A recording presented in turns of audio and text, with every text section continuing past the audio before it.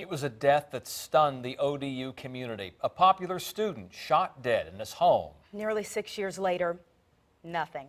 Norfolk police have not identified any suspects in the murder of Chris Cummings.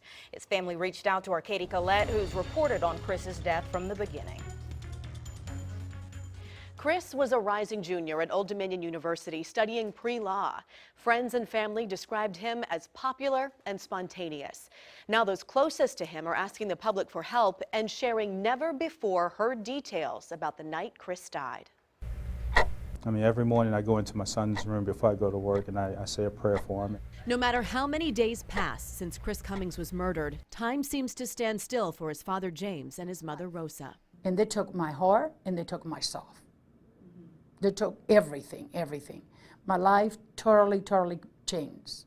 It was the early morning hours of June 10th, 2011, when someone shot Chris Cummings and his roommate Jake Carey in this house on 42nd Street. Chris was killed. Jake survived.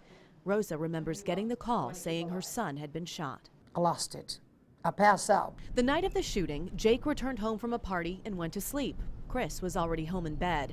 Shortly after, someone kicked in their front door. I immediately woke up. And when I woke up, I heard them run right up the stairs. Jake says he heard yelling and then a gunshot, followed a short time later by another gunshot.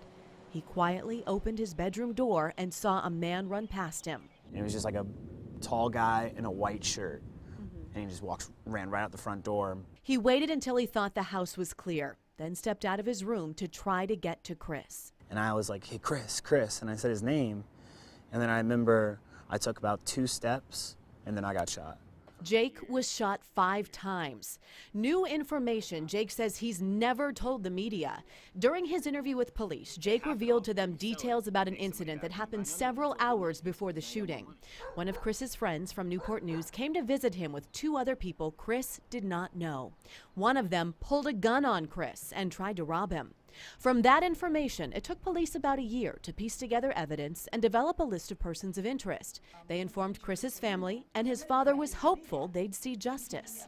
They had revealed that they had discovered what car was used because they believed that it was a total of 4 people, 3 who actually went into the house and a 4th who was outside in the car. But those people were never arrested, and that was the last they heard about possible suspects. Now, nearly 6 years later, his family is frustrated. They want to know who killed their only son. We want to see some form of action, something, but there's nothing so far. And I would never give up.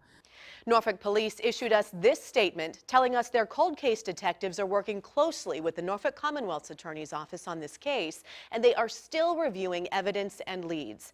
The Cummings family raised $10,000 for a reward for information that leads to an arrest in this case. And remember, you can also call the crime line and you can always remain anonymous.